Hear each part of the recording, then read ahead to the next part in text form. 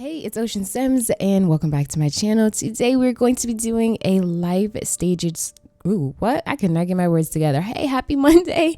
We're doing a live stages creative sim inspired by another simmer by the name of Plumby. They did this, and I've also seen something similar to this on the Sim Sparked TV show, and I thought it would be so cool. I'm like, why haven't I done this before? So basically, I'm going to create the same sim in different stages of their life, from toddler to adulthood. I would have done elder, but you'll see why. My story for each stage kind of says enough. But this is Harper Sparks. Here, she's a toddler. She was very inquisitive as a child because most of her life she spent as an orphan. She was eventually fostered later on, probably about 4 years old, going into 5.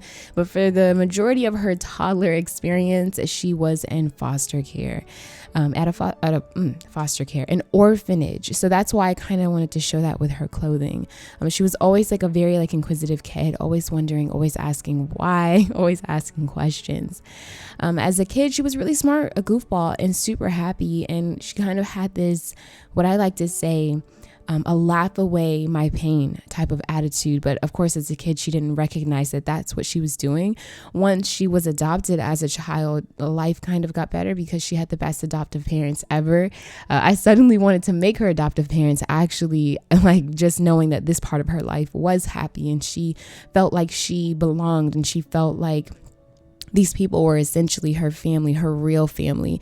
And obviously she probably didn't find out that they weren't her real family, probably mid preteen type of stage, when she realized that, hey, these actually aren't my real parents. And they were able to tell her because they probably felt like she was ready at that age. But like I said, she was smart, a goofball, always making others laugh. And I feel like deep down inside, she probably always wondered, after finding out, these aren't my real family, these aren't my real parents. I mean, it kind of brought a little bit of pain that was already in her subconscious, and it just kind of brought it to the surface. So coming out of her childhood, I could see that this smart goofball, this happy girl, Sparks, they'd call her Sparks, kind of went back into her shell as a teenager. Now, she was still a goofball, but I added the gloomy trait this time.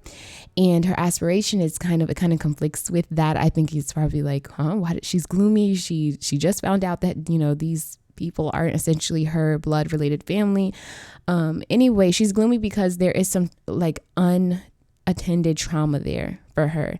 And all she wanted to do in her teenage years was to make friends. She wanted to make friends with everyone. And the hard part, I think, for her, which is the fun part, is I wanted her face to show where she was in life. She looks so friendly, but her eyebrows are kind of furrowed, so she kind of looks insecure a little bit. It's she wanted to make friends, but she just didn't know how. And even with the encouragement of her adoptive parents and maybe the one token friend that she has, she wanted to be friends with everyone. She saw everyone having cliques and groups, and the band club, the cheerleaders, the jocks, the geeks, or whatever. I don't know. Everyone had a clique but her. She never really fit in. She'd probably be friends with that token kid in lunch that doesn't have, a place to sit either.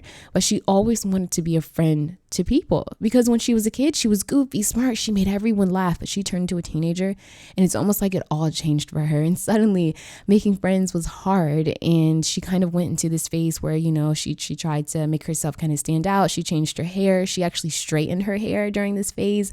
Instead of keeping it naturally curly, she straightened it. And and she even her clothing style kind of shows that she went through this kind of change.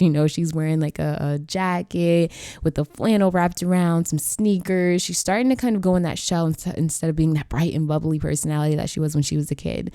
But in my eyes, I feel like Harper Sparks met that one token kid that sat with her at the lunch table, that listened to her, and that really got to know her for her. Maybe they bonded in art class one day, and they were like, what?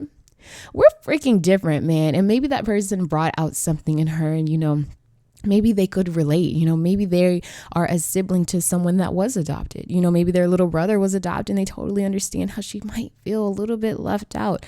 There's some unattended trauma, like I said there, that maybe she just felt hey, not only do you accept me, but you really understand where I kind of come from, you know?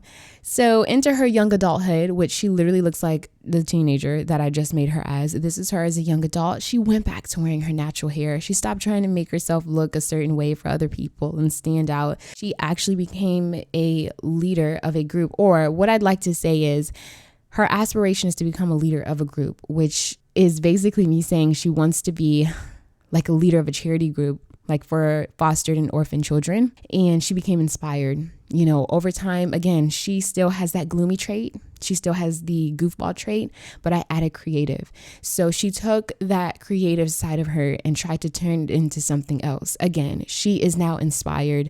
She is starting to become healed from this. She's found a great therapist to kind of talk to her about the things that she's went through and what she felt like she was missing all along.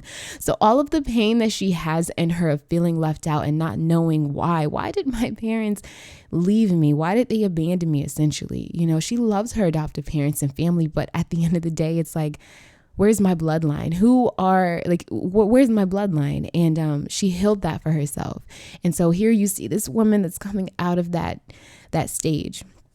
And as an adult, you know, she looks much older. I didn't do the elder stage because I just felt like, I just didn't do the elder stage, but I felt like I would make her look a little bit older as an adult. So here I'm thinking she's probably in her late 50s, if anything, and she's still a goofball. She is now creative. Well, she's carried on her creative trait, but she is now cheerful. The gloomy trait is gone. She is no longer, she's not living that anymore. Not saying you can quickly get rid of PTSD or like the traumatic experiences that you've been through, but she personally is healed from that. One way she kind of like healed from that is learning how to control the things in her life, which is why her aspiration has now changed to like the clean, pristine, whatever aspiration from the Bust to Dust kit. Having a clean home, being neat, having things organized. It's a little bit of OCD, but it keeps her in control. And that little bit of peace for her helps with her healing process. So she did the hard work through her therapist, and she found a way to kind of live with herself and how she can actually control something. I'm like stuttering. And be happy. But yeah, I hope you guys enjoyed this. It's super thought out, but I'm super inspired and passionate about it. Thank you, Plumby, for the inspiration. And I hope you guys enjoyed this video. If you did, please don't forget to like, comment, and subscribe.